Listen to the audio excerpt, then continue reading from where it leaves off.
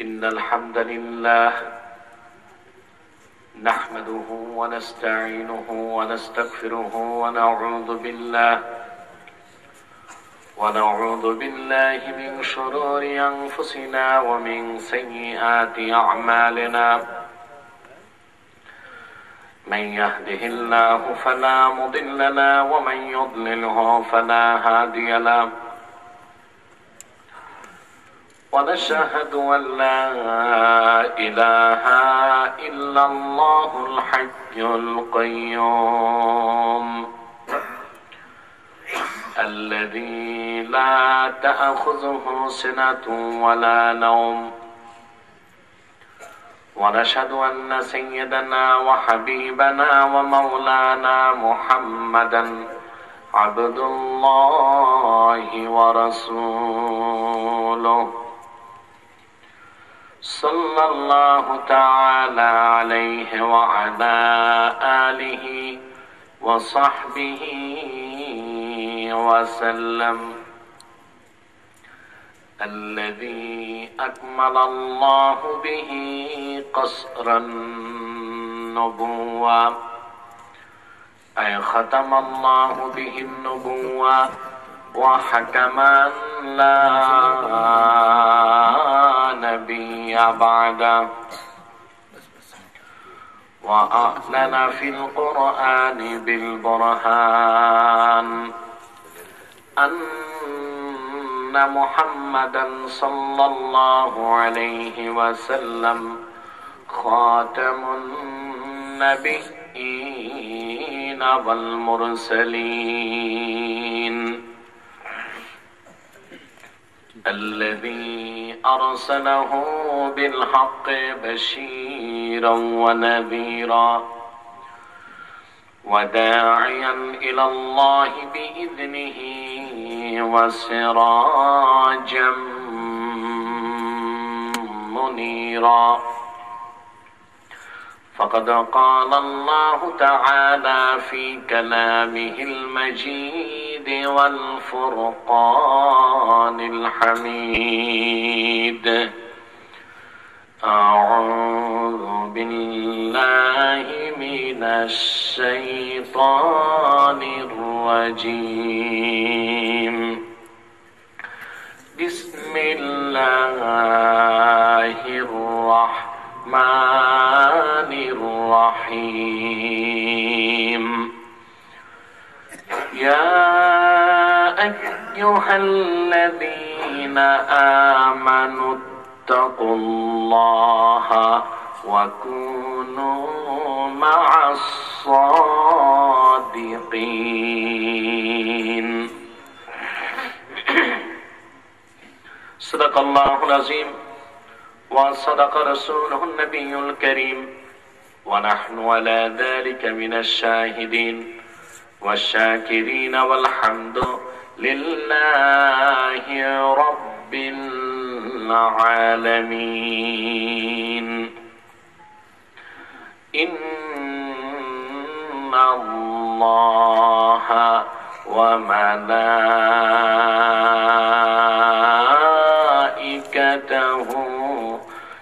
يصلون على النبي يا أيها الذين آمنوا صلوا عليه وسلموا تسليما اللهم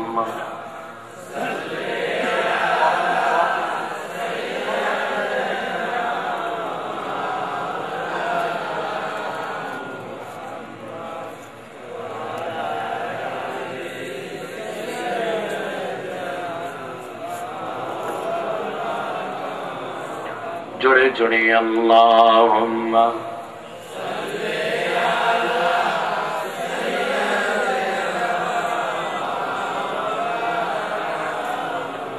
وعلى آل سيدنا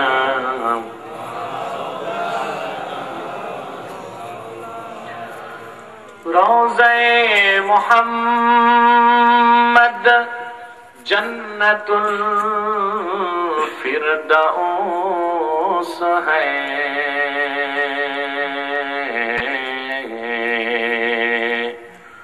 Medina Muhammad जन्नतुल मअवा है। अल्लाहुम्मा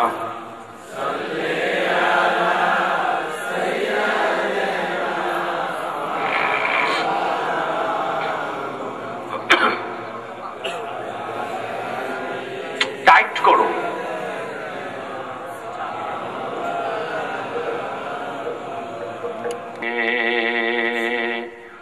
दीदारे Medina आशिकों की तमन्ना है।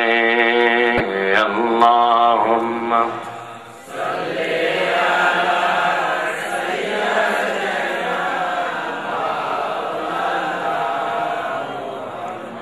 वअला आलि सय्यिदिना।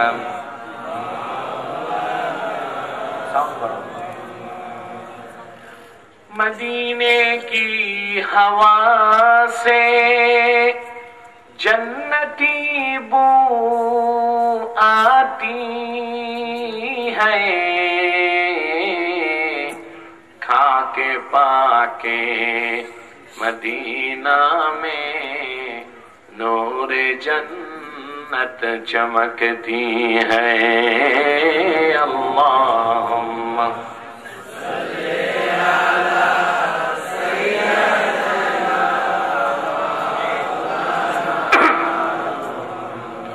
वअला आलि सय्यिदिना।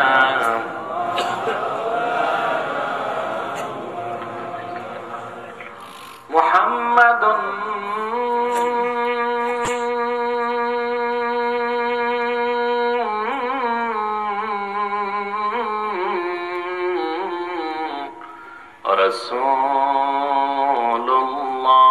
रसूलुल्लाहि सल्लल्लाहु अलैहि वसल्लम।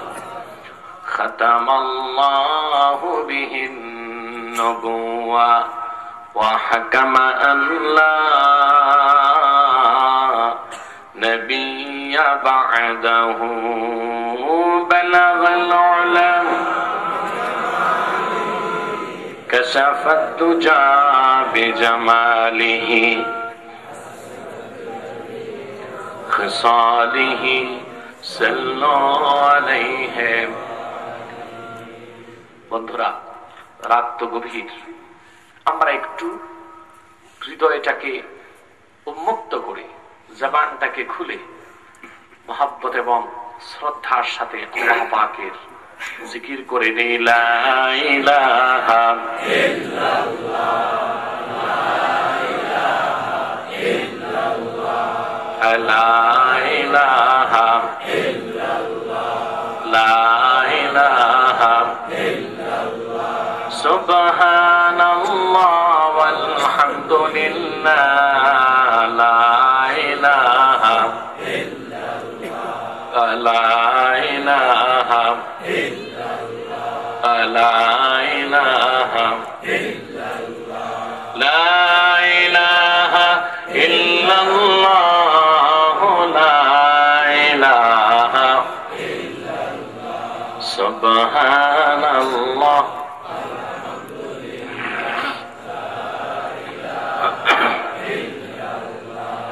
हस्बी रब्बी जल्लल्लाहु मा फी क़ल्बी गैरुल्लाह, नूर मुहम्मद सल्लल्लाहु ला इलाहा इल्लल्लाह, ला इलाहा इल्लल्लाह, ला इलाहा सुबहानल्लाह वल्हम्दुलिल्लाह, ला इलाहा इल्लल्लाह, ला इलाहा इल्लल्लाह, ला इलाहा इल्लल्लाह, ला इलाहा সুবহানাল্লাহ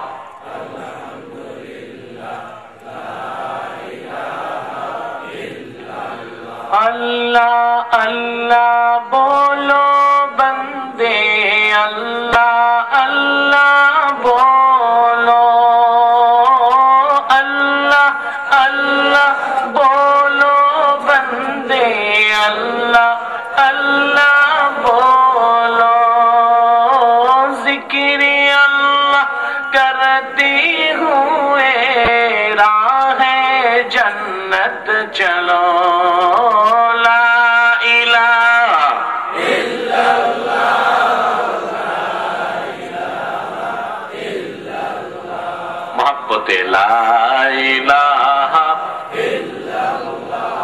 सुब्हानल्लाह वल्हम्दुलिल्लाह ला इलाहा इल्लल्लाह सुब्हानल्लाह वल्हम्दुलिल्लाह ला इलाहा इल्लल्लाह हस्बी रब्बी जल्लल्लाहु قلبي غير الله نور محمد صلى الله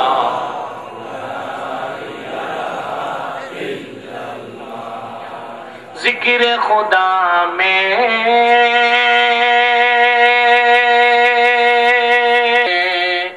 क्या लुत्फ छुपा है की सिवा कोई न जाने ला इलाहा इल्लल्लाह सुब्हानल्लाह वल्हम्दुलिल्लाह ला इलाहा इल्लल्लाह सुब्हानल्लाह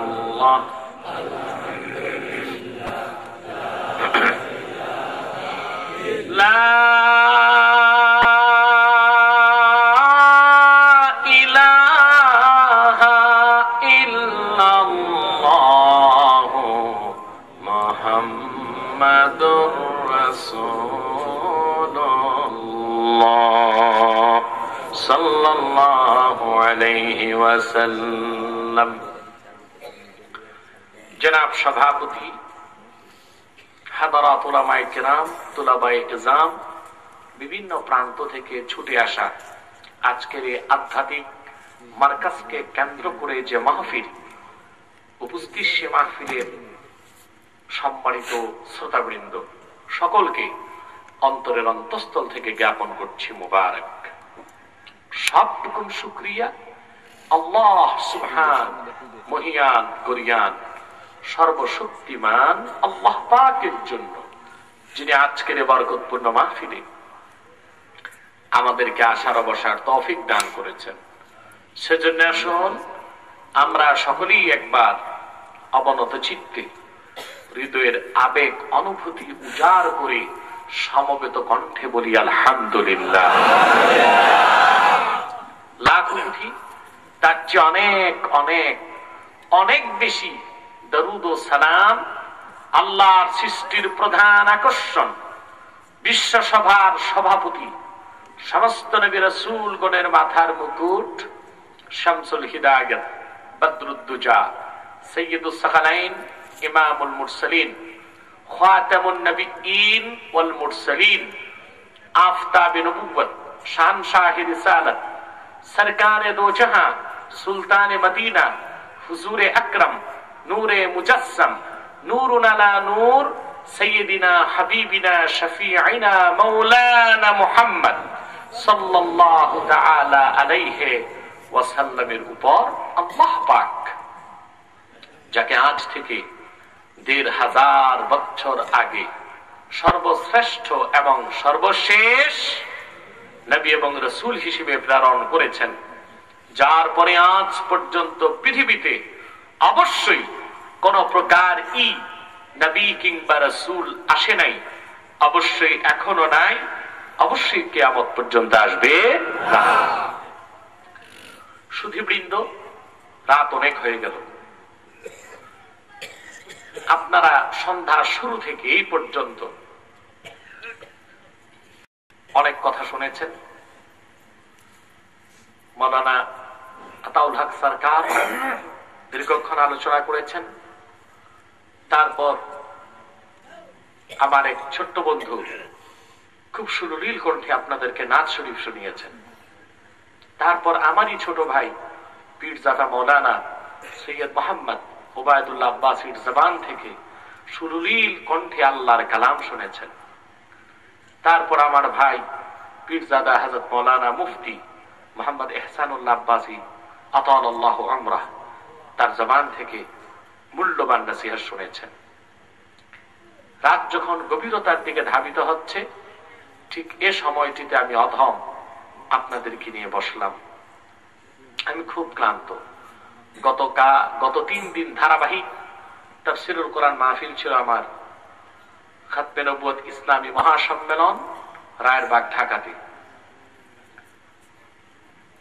আল্লাহ সুবহানাহু ওয়া তাআলা সেখানে 3 দিনই প্রধান অতিথি হিসেবে আমাকে তাফসীর করার সুযোগ করে দিয়েছেন, যে কারণে আমি ক্লান্ত এবং রাতও বেশি। খুব দীর্ঘ সময় আপনাদেরকে কষ্ট দেবার কোনো ইচ্ছে আমার নেই। কোরআন কারীম থেকে একটি আয়াত তেলাওয়াত করেছি। এই আয়াতটিকে আবর্তন করে নির্ভরযোগ্য মুফাসসির এবং মুহাদ্দিসদের দৃষ্টিকোণ থেকে কিছু কথা আপনাদের সামনে তুলে ধরার চেষ্টা করব, যদি আল্লাহ পাক সুবহানাহু ওয়া তাআলা আমাকে এবং আপনাদেরকে তৌফিক ভিক্ষা দান করেন। বলেন আল্লাহু আমিন। সুধীবৃন্দ, আমরা এখানে এসেছি আসার পিছনে পার্থিব জাগতিক কোনো চাওয়া পাওয়া আমাদের নেই। যারাই এসেছি কেবলমাত্র আল্লাহ ও আল্লাহর দোস্ত মুহাম্মদ সাল্লাল্লাহু আলাইহি ওয়াসাল্লামের রাজি ও খুশির জন্য। বলেন আলহামদুলিল্লাহ। অন্য কোনো উদ্দেশ্য আমাদের আছে? যারা বলেন আছে। তাহলে আমরা আসার কারণে আল্লাহ পাক আমাদেরকে তালেবে ইলমের মর্যাদা দান করেছেন, ঠিক কিনা? মুমিনের ঈমান আনার পর সবচেয়ে প্রিয় কাজ আল্লাহর নিকট ইলমে দ্বীন শিক্ষা করা। আল্লাহ পাক কি রকম মর্যাদা দেন! আল্লাহর হাবিবের সাথ করেছেন, ঈমানদার ইলম শিখার জন্য যখন তার ঘর থেকে বের হয়ে যায়, وَإِنَّ الْمَلَائِكَةَ لَتَضَعُ أَجْنِحَتَهَا رِضًا لِطَالِبِ الْعِلْمِ। তালেবে ইলমের পদতলে আমার আল্লাহর ফেরেশতারা নূরের পাখা বিছায় দেন। খুশি আছেন? যেটা ঠিক মতো হলো না। খুশি আছেন? বেশি না কম? শুধু তাই নয়, وَيَسْتَغْفِرُ لَهُ مَنْ فِي السَّمَاءِ وَالْأَرْضِ حَتَّى الْحِيطَانِ فِي الْمَاءِ। এমনকি 7 আকাশ এবং জমিনের মধ্যে যা কিছু আছে, নদী আর সমুদ্রের কোটি কোটি মাছ, সব আল্লাহর নিকট সেই ইলম শিক্ষার্থী বান্দার জন্য ক্ষমা চাইতে থাকে। এর থেকে হাদিসের ব্যাখ্যায় বোঝা যায়, মুমিন যখন দ্বীন শিখার জন্য বের হয়, বাড়িতে ফিরার আগে আমার আল্লাহ পাক তাকে শিশুর মতো নিষ্পাপ বেগুনাহ বানায় দেন। আমরা সেই নিয়তে বসেছি, ঠিক কিনা বলে? রাত বেশি, বুড়া মানুষ, কষ্ট হচ্ছে, যারা দাঁড়িয়ে আছেন বসে যান, হয় বসেন নয় মাহফিল ছেড়ে চলে যান। এটা সার্কাস নয়, মেলা নয় দাঁড়িয়ে দাঁড়িয়ে দেখবেন। প্যান্ডেলের বাইরে ওখানেই বসে যান, নড়াচড়া করা যাবে না।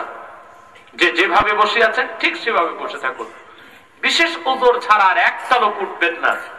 আমি খুব সংক্ষিপ্ত কথা বলবো, 12টার মধ্যে মুনাজাত করার চেষ্টা করব, যদি আল্লাহ তৌফিক দেন।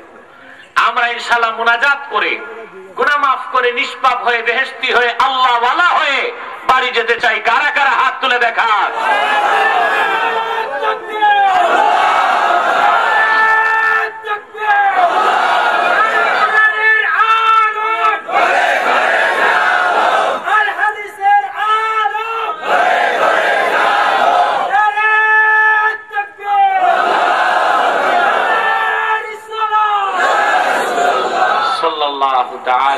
আলাইহি ওয়াসাল্লাম।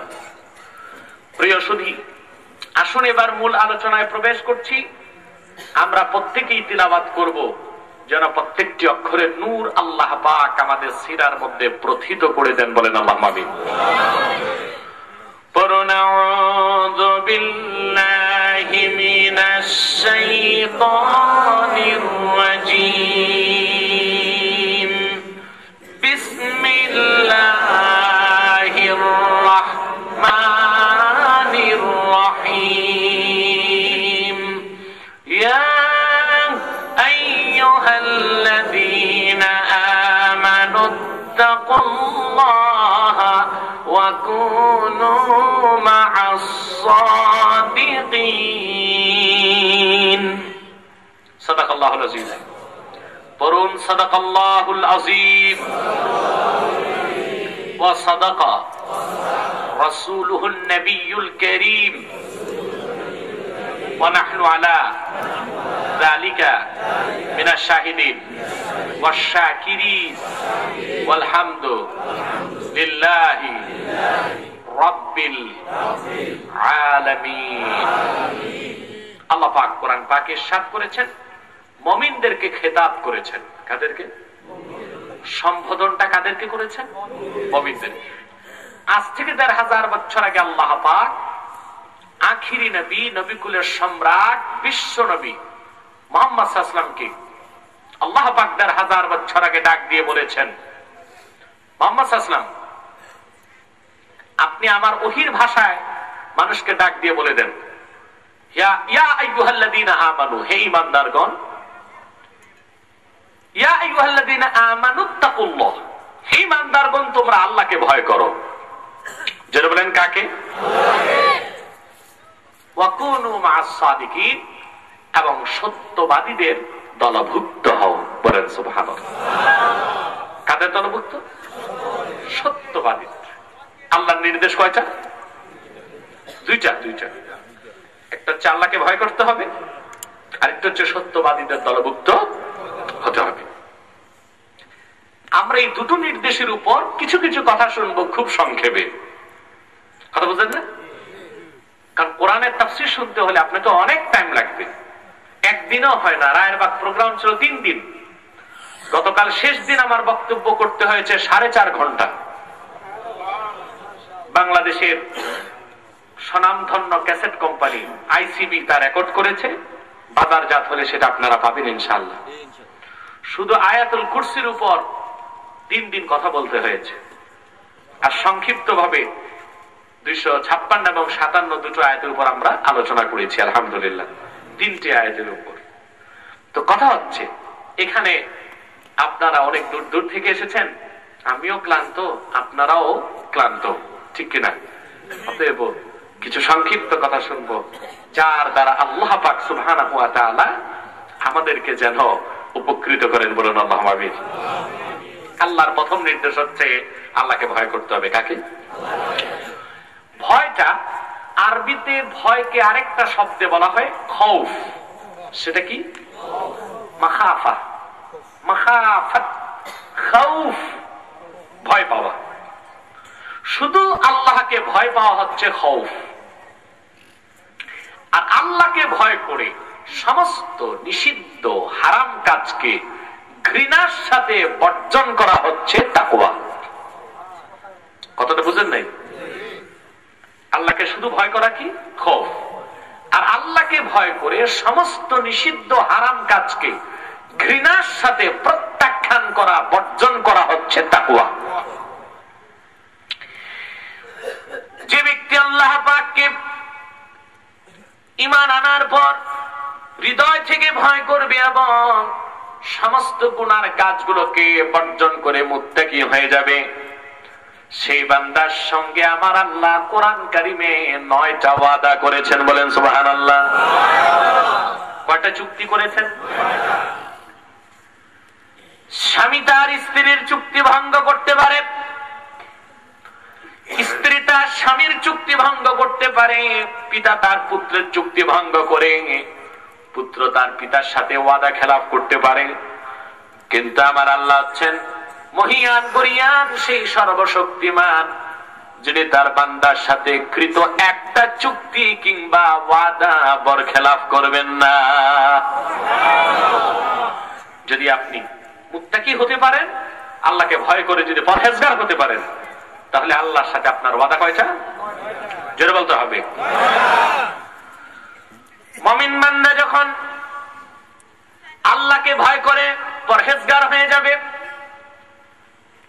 তার সঙ্গে আমার আল্লাহর প্রথম চুক্তি হচ্ছে সেই মুত্তাকি বান্দা আল্লাহ পাক দুনিয়ার সমস্ত বিপদ আপদ থেকে রক্ষা করার দায়িত্বটা নিজে নিয়ে নেবে।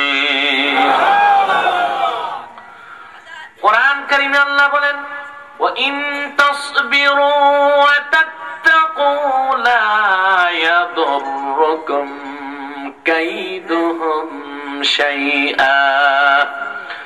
মুমিনগণ, যদি তোমরা আল্লাহকে ভয় করো আর ধৈর্য ধারণ করো, আর যদি আল্লাহকে ভয় করো, কাফের মুশরিক বেঈমান তোমাদের শত্রু যারা আছে তাদের অনিষ্টতা থেকেই আল্লাহ তোমাদের রক্ষা করবেন। বলেন সুবহানাল্লাহ।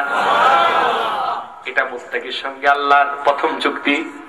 সুবহানাল্লাহ বলবেন না? মুত্তাকি বান্দার সাথে যে বান্দা আল্লাহকে ভয় করে পরহেজগার হয়ে যাবে, তার সঙ্গে আমার আল্লাহর দ্বিতীয় চুক্তি হচ্ছে আল্লাহ পাক ওই বান্দার বেহেশতে যাবার জন্য যতটুকু নেক আমল দরকার সেটা তার জন্য সহজ করে দিবেন, আর তার জীবনের সব গুনাহগুলোকে আমার আল্লাহ পাক ধুয়ে মুছে তার আমল নামাটারে সাফ করে দিবেন। এই ওয়াদা কার? সুপুরুষের মতো আওয়াজ করে বলেন কার? আল্লাহ পাক বলেছেন, ইয়া আইয়ুহাল্লাযীনা আমানুত্তাকুল্লাহা ওয়া কুলু কাওলান সাদীদা ইউসলিহ লাকুম আ'মালাকুম ওয়া ইয়াগফির লাকুম যুনুবাকুম। আল্লাহ পাক বলেছেন, হে ঈমানদারগণ, তোমরা আল্লাহকে ভয় করো, তার মানে পরহেজগার হও। ওয়াকুলু কাওলান সাদীদা, এবং সিধা কথা বলো। জোরে বলেন সুবহানাল্লাহ। কি কথা বলতে বলছেন? কথা যত সিধা কারো কারো অসুবিধা, ঠিক কিনা? আমাদের দেশে পীরের অভাব নাই, বক্তার অভাব নাই, মৌলবীর অভাব নাই, কিন্তু সিধা কথা বলার লোকের বড্ড অভাব আছে, ঠিক কিনা? কিসের অভাব আছে? নতুবা দেশে কম তো পীর তো কম না, শুনি পীরদের এখানে লক্ষ লক্ষ মানুষ হয়, ঠিক কিনা? তবলিগলারা কয় ইজতেমায় লাখ লাখ লোক হয়। বিভিন্ন মসজিদের মিম্বর থেকে ইমামগণ বক্তব্য দিচ্ছেন। শীতকালে গোটা দেশের মধ্যে ওয়াজ মাহফিল হয়, তারপরও দেশের মানুষের চরিত্রের কোনো পরিবর্তন হচ্ছে না কেন? ঠিক কিনা? বায়ান হচ্ছে, নসিহত হচ্ছে, সিধা কথা কম হচ্ছে। কারণ কথা যত সিধা তত বেশি অসুবিধা। কথা বলছেন? সুদখোরের বিরুদ্ধে কথা বললে সুদখোর খেপে যাবে, ঘুষখোরের বিরুদ্ধে কথা বললে ঘুষখোর খেপে যাবে। বাংলাদেশের ইমামদের বড় বিপদ, মিম্বরে বসে ডানে বামে তাকাইতে হয় কথা বলার আগে। সুদের বিরুদ্ধে কথা বলবে, তাকায় দেখে মুতুল্লি বসে আছে পাক্কা সুদখোর, সুদের বয়ান বা সাবজেক্ট নির্বাচন করলো, ঘুষের বিরুদ্ধে কথা বলবে, তাকায় দেখে সেক্রেটারি বসে আছেন, উনি সাবেক দারোগা। এখন সুদবাজ ঘুষবাজ, এমন কথা কও যেটা বললে পিঠটা বাঁচে, চাকরিটা থাকে, ঠিক কিনা? তো সমাজের পরিবর্তন কিভাবে হবে? আল্লাহর নির্দেশ হচ্ছে সিধা কথা বলো। কি কথা বলো? কথা যত সিধা তত বেশি অসুবিধা, কথা যত সিধা তত বেশি অসুবিধা, কারো কারো অসুবিধা, ঠিক কিনা বলে? ঠিক ঠিক। বক্তারা চিন্তা করে কোন কথা বলবো, আগামী বছর দাওয়াতটা ঠিক থাকবে কিনা, ঠিক কিনা? পীর চিন্তা করে এই কথা বললে মুরিদ ঠিক থাকবে কিনা। চিন্তা যদি থাকে তখন সিধা কথা বলা যায় না। এই জন্য আল্লাহর নির্দেশ, সিধা কথা বলার সবক দেবার আগে তিনি তাকে ভয় করার শিক্ষা দিয়েছেন। প্রথম নির্দেশ কি? মুমিনগণ তোমরা আল্লাহকে ভয় করো। যে আল্লাহকে ভয় পায় সে আর কাউকে ভয় পায় না, যে কাউকে ভয় পায় না সে সিধা কথা বলতে পারে। ঠিক কিনা? যে কথার মধ্যে কোনো স্পষ্টতা নাই, যে কথার মধ্যে কোনো বক্রতা নাই, যে কথার মধ্যে পাশ কাটার কোনো প্রবণতা নাই, পিঠ বাঁচাবার কোনো ইচ্ছে নাই, একমাত্র আল্লাহর জন্য দ্বীনের স্বার্থে কোরআনের পক্ষে হাদিসের পক্ষে যে কথা হবে সেটাই তো সোজা কথা, সিধা কথা। ঠিক কিনা?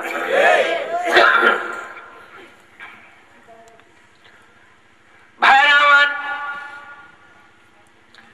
ভালো করে খেয়াল করবেন, আল্লাহকে ভয় করে যারা মুত্তাকি হয়ে যাবে সেই মুত্তাকির সঙ্গে আল্লাহর দ্বিতীয় চুক্তি, ইউসলিহু লাকুম আমালাকুম ওয়া ইয়াগফির লাকুম যুনুবাকুম, আল্লাহ তোমাদের বেহেশতে যাবার জন্য যত নেক আমল সব ঠিক করে দিবেন, আর তোমাদের জীবনের সব গুনাহগুলোকে আমার আল্লাহ পাক আমলনামা থেকে ডিলিট করে দিবে। এটা কয় নাম্বার চুক্তি? কার সাথে? কোন বান্দা? মুত্তাকি। মুত্তাকি কে? যে আল্লাহকে ভয় পেয়ে গুনার কাজ সব ছেড়ে দিয়েছে। ভাইরা আমার, আল্লাহকে ভয় পেয়ে যে মুত্তাকি হয়ে যাবে তার সঙ্গে আমার আল্লাহ তৃতীয় ওয়াদা হচ্ছে, মুত্তাকি বান্দাকে আমার আল্লাহ পাক ভালোবাসার নিগড় বন্ধনে আটকায় নিবে।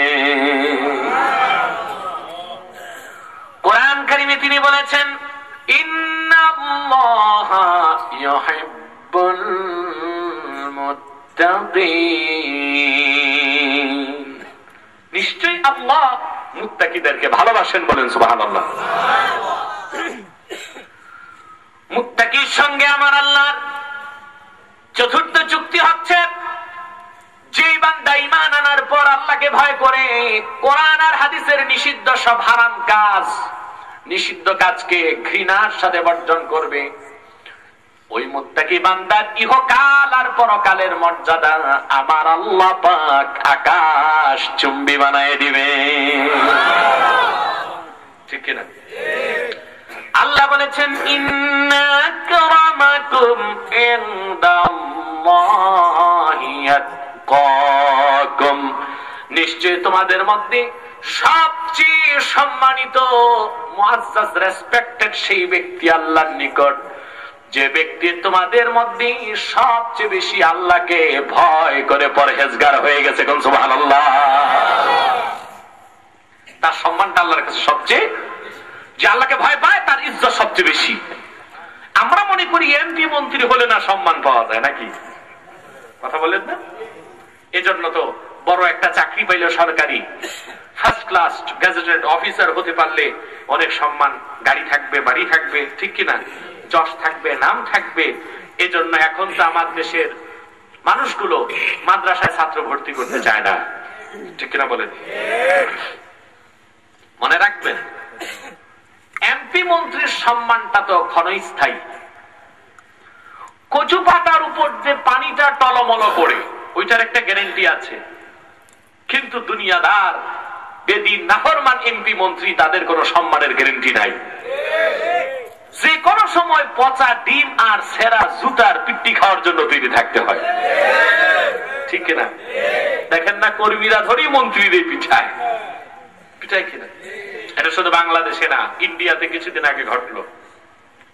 এই কোন রাজ্যে, স্টেটে এটা আমার মনে নাই, এক কর্মী সমর্থক দ্রব্যমূল্যের দাম বাড়ার কারণে অন্তত 10 ওজনের এক থাপ্পড় এমপির গালে লাগাই দিয়েছে। পুলিশ তারে ধরলো, অ্যারেস্ট করলো। সে তার বক্তব্য বলেছে, আমার স্বাদ মিটে নাই, আরেকটা থাপ্পড় তারে দেওয়ার আগ পর্যন্ত স্বাদ মিটবে না। এই জন্য আমরা দেখতে পাই এমপি মন্ত্রীদের কখনো গলায় ফুলের মালা, কখনো জুতার মালা, ঠিক কিনা? কারণ যারাই যাচ্ছে তারাই চোর হয়ে যায়। কি হয়ে যায়? ভালো মানুষের সুরতে ঢুকে চোর হয়ে বের হয়।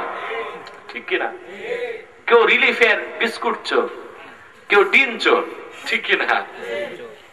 এইরকম চোরের অভাব বাংলাদেশে নাই, নাই না আছে, অনেক বেশি আছে। এই জন্যই তো দেশটারই অবস্থা। বঙ্গবন্ধু শেখ মুজিব দুঃখ করে বলেছিল, দেশ স্বাধীনের পর সবাই পায় সোনার খনি, আমি পাইছি চোরের খনি। ঠিক কিনা? কিসের খনি পাইছে? সেই খনি আছে না নাই? না দিন দিন বাড়তেছে? স্বাধীনতার স্থপতি যে দুঃখ করলেন 40 বছর আগে দেশটা চোরের খনি, সেই চোর মুক্ত বাংলাদেশ গড়ার জন্য কার্যকর কোন পদক্ষেপ নেওয়া হয় নাই। দুর্নীতি মুক্ত, সন্ত্রাস মুক্ত, চোর মুক্ত, স্বচ্ছ, পরিচ্ছন্ন, পরিমার্জিত একটা সুস্থ সমাজ করতে হলে কোরআন সুন্নাহ শিক্ষার কোন বিকল্প নাই।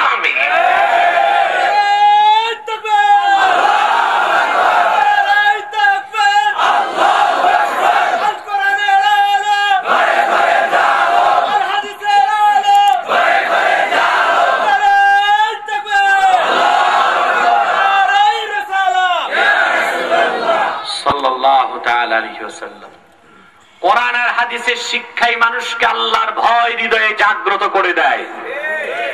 আল্লাহর ভয় যতক্ষণ আসবে না, মানুষ পরহেজগার মুত্তাকি চরিত্রবান হবে না। আর শিক্ষা দীক্ষা ডিগ্রি যতই থাক, উত্তম ইসলামী কোরআন হাদিসের রঙে রঙিন চরিত্র ছাড়া কোন মানুষের পক্ষে অন্যায় আর হারাম কাজকে ঘৃণা করার প্রবণতা সৃষ্টি হবে না। ঠিক কিনা বলেন? অতএব সম্মান হচ্ছে কোরআনের পথে, হাদিসের পথে, তাকওয়ার পথে। যে ব্যক্তি মুত্তাকি হয়ে যাবে, আল্লাহ তাকে সম্মান দিবেন, বলেন সুবহানাল্লাহ। বন্ধুরা, ইসলামের সোনালী যুগের ইতিহাস দেখেন। সাইয়েদিনা বেলাল হাবশী ১৫০০ বছর আগে যার মূল্য ছিল মাত্র ৬ দিরহাম। কয় দিরহাম বলেন? ৬ দিরহাম মূল্যের বেলালের দামটা কেমন বেড়েছে? ইমাম মুনজিরি আত-তারগীব ওয়াত তারহীবের মধ্যে নকল করেছেন। বিশ্বনবী মুহাম্মদ সাল্লাল্লাহু আলাইহি ওয়াসাল্লাম মেরাজ রজনীতে আল্লাহর দিদার লাভ করে আরশে আজিম থেকে যখন মক্কায় ফিরে আসলেন ১৫০০ বছর আগে, হুজুর বেলালকে ডাক দিয়ে বললেন, ও বেলাল, চুপি চুপি এমন কি আমল করে তুমি মাওলারে রাজি করে ফেললা, যে কারণে আল্লাহ পাক তোমার শান মান মর্যাদা এত বাড়ায় দিলেন? সাহাবায়ে কেরাম প্রশ্ন করলেন, ইয়া রাসূলুল্লাহ, ইয়া হাবিবাল্লাহ, বেলালের কি রকম শান? বিশ্বনবী ইরশাদ করেছেন, আমি যখন সিদরাতুল মুনতাহা থেকে আল্লাহর আরশের দিকে চললাম, জান্নাতুল ফেরদাউসের মধ্যে আমি আমার বেলালের পদধ্বনি শুনলাম। হযরত বেলাল বলেছেন, ইয়া রাসূলুল্লাহ, ইয়া হাবিবাল্লাহ, যখনই আমি নামাজ পড়ার জন্য ওযু করি, ওযু করার পর কোনো কথা বলি না, কোনো কাজ করি না, আবার আল্লাহর রাজি খুশির জন্য আমি তৎক্ষণাৎ 2 রাকাত নামাজ পড়ে ফেলি। তাহিয়াতুল ওযু, সুবহানাল্লাহ বলবেন না? হযরত বেলাল এইরকম মর্যাদার শ্রেষ্ঠ আসনটা পেয়ে গেলেন, সুবহানাল্লাহ সুবহানাল্লাহ।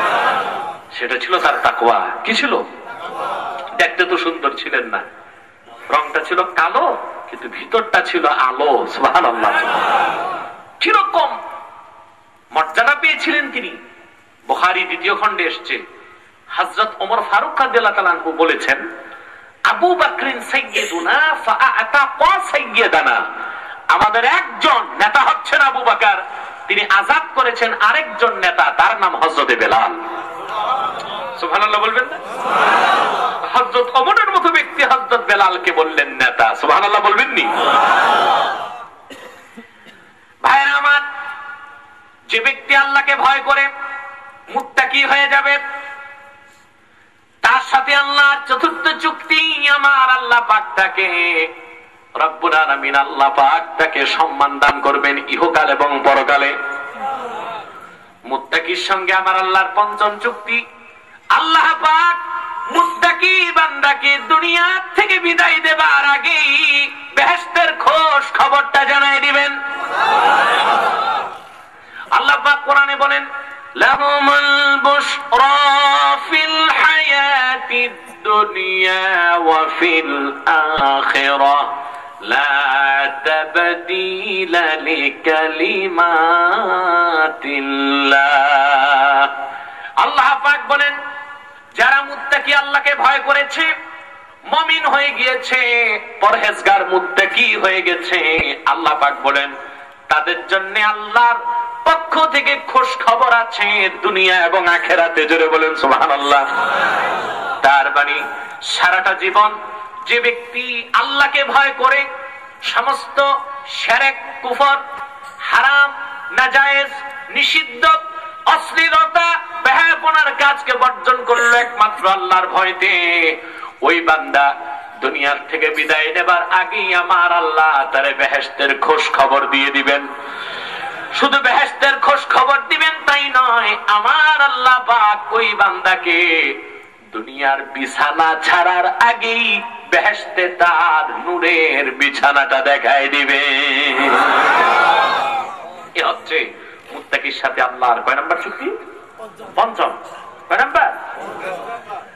যে ব্যক্তি আল্লাহকে হৃদয় থেকে ভয় করে, সমস্ত অন্যায় কাজকে বর্জন করবে, সেই ব্যক্তির সঙ্গে আল্লাহর ষষ্ঠ চুক্তি হচ্ছে আল্লাহ পাক তাকে জাহান্নাম থেকে নিষ্কৃতি দেবার ওয়াদা করেছেন। তিনি বলেছেন, সুম্মা নুনাজ্জিল্লাযীনা তাকাউ ওয়া নাযারুজ যালিমিনা ফিহা জিসিয়া। আল্লাহ পাক বলেছেন, যারা ঈমানদার হৃদয় থেকে আল্লাহকে ভয় করে মুত্তাকি হয়ে যাবে, আল্লাহ পাক নিজের কুদরতে তাদেরকে জাহান্নাম থেকে নিষ্কৃতি দান করবেন। বলেন সুবহানাল্লাহ। ভাইরা আমার, মুত্তাকির সাথে আল্লাহর সপ্তম চুক্তি হচ্ছে ঈমানদার মুত্তাকি আল্লাহকে ভয় করে যখন পরহেজগার হয়ে যাবে, আমার আল্লাহ পাক দুনিয়া থেকে বিদায় নেবার সঙ্গে সঙ্গেই বেহেশতে তারে দাখিল করে দিবেন। কোরআন কারীমে আল্লাহ পাক বলেন, ওয়াসারিউ ইলা মাগফিরাতিন মির রাব্বিকুম ওয়া জান্নাতিন আরদুহাস সামাওয়াতু ওয়াল আরদ উইদ্দাত লিল মুত্তাকিন। আল্লাহ পাক বলেন, মুমিনগণ, মুত্তাকিগণ, তোমরা আল্লাহর রহমত এবং সেই জান্নাতের দিকে দ্রুত ধাবমান করো, দ্রুত অগ্রসর হও। কোন জান্নাত? যেই জান্নাতের প্রশস্ততাটাই সাত আকাশ এবং জমিনের চেয়ে অনেক বড়। সে জান্নাতটা আমার আল্লাহ তৈরি করেছেন তার পেয়ারা পছন্দের মুত্তাকি বান্দাদের জন্য। বলেন সুবহানাল্লাহ। আপনারা বুঝতেছেন? মুত্তাকির সাথে আল্লাহ চুক্তি কয়টা? জোরে বলেন। শুনলেন কয়টা?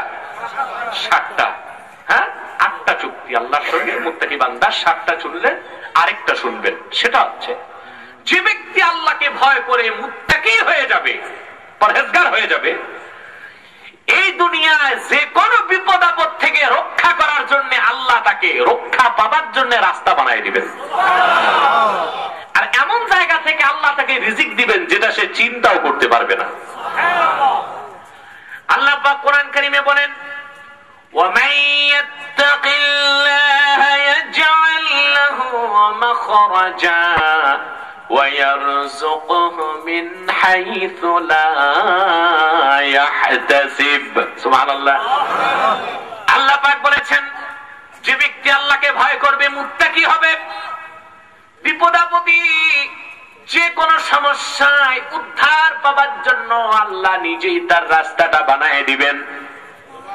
শুধু তাই নয়, এমন জায়গা থেকে আল্লাহ তার রিজিকের বন্দোবস্ত করবেন যেটা সে কোনোদিন চিন্তাও করে না। জোরে বলেন সুবহানাল্লাহ। যেটা সে কোনোদিন চিন্তাও করে না। তাফসীরের কিতাবে এসেছে, নাযালাত হাযিহিল আয়াতু আলা আউফ ইবনে মালিক আল আশজাঈ রাদিয়াল্লাহু তাআলা।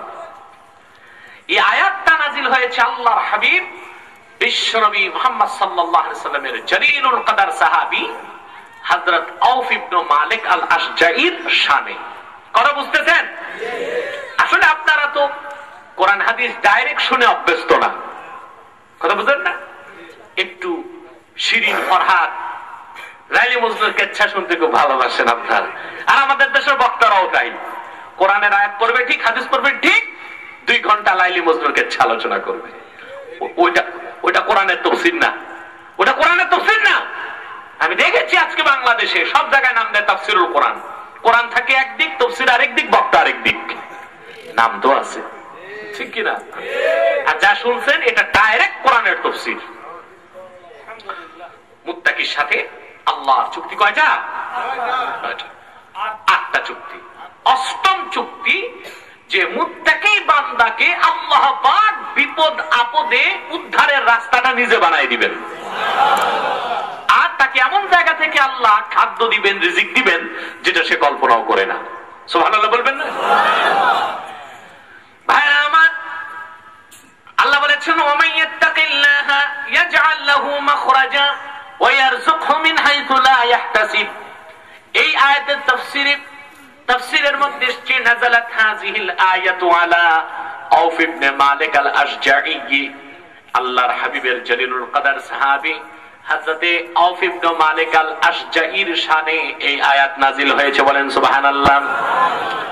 হযরত আউফ ইবনে মালিক আল আশজাঈ রাদিয়াল্লাহু তাআলা আনহু, তার 2টা সমস্যা হয়েছিল। কয়টা? একটি হচ্ছে যে তার কলিজার টুকরা সন্তানকে মুশরিকরা নিয়ে বন্দী করে রেখেছিল। বাপ জীবিত থাকতে সন্তান শত্রুর হাতে বন্দী, এর চেয়ে বড় দুঃখজনক ঘটনা আর কিছু কি হতেও পারে? আর দ্বিতীয় সমস্যা ছিল বাড়িতে খাদ্য ছিল না, কয়েকদিন যাবৎ তিনি ক্ষুধার্ত ছিলেন। কি ছিলেন? পেটের যন্ত্রণা, এটা সবচেয়ে বড়, ঠিক কিনা? পেটে যদি আপনার ক্ষুধা থাকে, পেট খালি থাকলে নামাজও তো ভালো লাগবে না, ঠিক কিনা? রোজা ভালো লাগবে, ওয়াজ শুনতে ভালো লাগবে, কথা বলে না। পেট ঠিক, সব ঠিক। এই জন্য ইসলাম এই পেট সমস্যার সমাধানের জন্য অনেক বেশি গুরুত্ব দিয়েছে। যাকাত আর সদকাকে ফরজ করে দিয়েছে। সুবহানাল্লাহ বলবেন না? সুবহানাল্লাহ বলবেন না? আর একমাত্র সফল অর্থনীতি হচ্ছে যাকাত ভিত্তিক অর্থনীতি। আপনারা 1 দশক আগে দেখেছেন পৃথিবীতে ছিল সমাজতন্ত্রের দাপট, ঠিক কিনা? কিন্তু সেই সমাজতন্ত্রের দাপট 70 বছর টিকলো পৃথিবীতে। সোভিয়েত রাশিয়া ভেঙে টুকরা টুকরা হয়ে যাবার পর দেখলেন পৃথিবীতে পুঁজিবাদ, ক্যাপিটালিজম, পুঁজিবাদীদের দাপট। কিন্তু আজকে সেই পুঁজিবাদের কুফলতা হামলা করেছে যুক্তরাষ্ট্র আর ইউরোপকে, পাশ্চাত্যকে।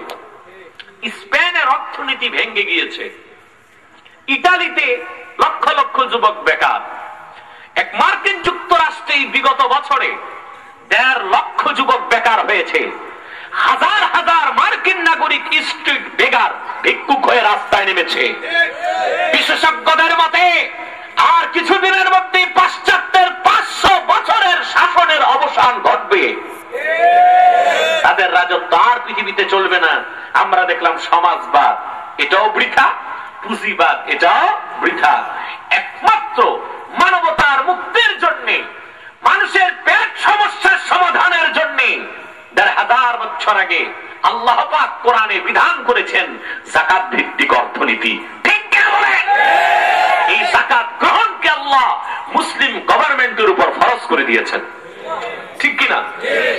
সূরা হজ্জে আল্লাহ বলেন আল্লাযীনা ইম্মাক্কান্নাহুম ফিল আরদি আকামুস সালাতা ওয়া আতাউয যাকাতা ওয়া আমারু বিল মা'রুফি ওয়া নাহাউ আনিল মুনকার ওয়ালিল্লাহি আকিবাতুল উমুর। আল্লাহ পাক বলেন আল্লাযীনা ইম্মাক্কান্নাহুম ফিল আরদ, যদি আমি আমার দোস্ত মুহাম্মদ সাল্লাল্লাহু আলাইহি ওয়াসাল্লামের উম্মতের ঈমানদারগণকে রাষ্ট্র ক্ষমতার মালিক বানাই, সুবহানাল্লাহ বলবেন না? কিসের মালিক? তাহলে কি আলেম ওলামা ঈমানদার পরহেজগার তাদের দৌড় কি শুধু মসজিদ পর্যন্ত, না রাষ্ট্রের শীর্ষ সীমানা পর্যন্ত? এটা কার কথা? আমার কথা না আল্লাহর কথা? আমার কথা না আল্লাহর কথা? আফসোস, এই কথা বললেই এই কথা থেকে কিছু মানুষ রাজনীতির গন্ধ খোঁজার চেষ্টা করে, ঠিক কিনা? ওয়াল্লাহি রাব্বিল কাবা, কাবার মালিক আল্লাহর কসম করে বলছি, আমি এবং আমার খানদানের, জনপুরি খানদানের কোন ব্যক্তি বাংলাদেশের প্রচলিত কোন রাজনীতির সাথে এক সরিষা পরিমাণ সম্পর্ক নাই। তবে যা বললাম এটা সিধা কথা, আর কথা যত সিধা তত বেশি, কথা যত সিধা তত বেশি, ঠিক কিনা বলে? কিন্তু যেটা সিধা কথা ওইটা তো আমার বলতেই হবে, ওই ক্ষেত্রে কাউকে পরোয়া করার কোনো প্রয়োজন আমার নাই, ঠিক কিনা বলে? আল্লাহ বলেছেন, যদি আমি মুহাম্মদ সাল্লাল্লাহু আলাইহি ওয়াসাল্লামের উম্মতকে রাষ্ট্র ক্ষমতার মালিক বানাই, সুবহানাল্লাহ, তারা চারটা কাজ করবে। কয়টা? রাষ্ট্রীয় ভাবে আকামুস সালাত, তারা নামাজকে প্রতিষ্ঠা করবে। কিন্তু যে রাষ্ট্রপ্রধান, যেই দেশের অভিভাবক, প্রশাসক নিজেরাই নামাজ পারে না আর জানে না, ওদের দ্বারা কি নামাজ প্রতিষ্ঠা সম্ভব? জোরে বলেন না। আমি যখন খুব ছোট ছিলাম, আমাদের এলাকায় পাঠানটুলিতে একটা মসজিদ উদ্বোধন, দাদা হুজুর আব্বা হুজুর গেলেন উদ্বোধনে, আর সাবেক এক হুইপ, সংসদের চিফ হুইপ, নাম বলবো না, উনিও গেছেন। জাতীয় পার্টির যুগ ছিল তখন। আমি তার পাশে নামাজ পড়তেছি, দেখলাম উনি কাবলাল জুমা পড়তেছে। জুমার আগে 4 রাকাত সুন্নাত পড়েন না?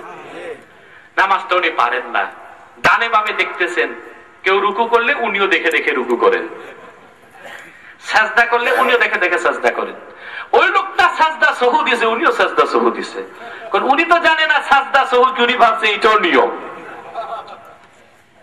এইরকম ব্যক্তির দ্বারা নামাজ প্রতিষ্ঠা সম্ভব? যারা বলে আল্লাহ বলেছেন আকামুস সালাত, ঈমানদাররা যখন রাষ্ট্র ক্ষমতায় যাবে রাষ্ট্রীয়ভাবে নামাজকে প্রতিষ্ঠা করবে। ওয়া আতাউজ যাকাত, by force, political force, defence দিয়ে, তার শক্তি প্রয়োগ করে ধনী মানুষ থেকে যাকাতকে আদায় করে গরিবের মধ্যে সুষম বন্টন করে দিবে। এটা কখন সম্ভব? ঈমানদার। কার দ্বারা সম্ভব? আওয়াজ করে বলেন, কার দ্বারা সম্ভব? ওয়া আমারু বিল মারুফ, সৎ কাজে আদেশ করবে, ওয়া নাহা আনিল মুনকার, অসৎ কাজে বাধা দিবে।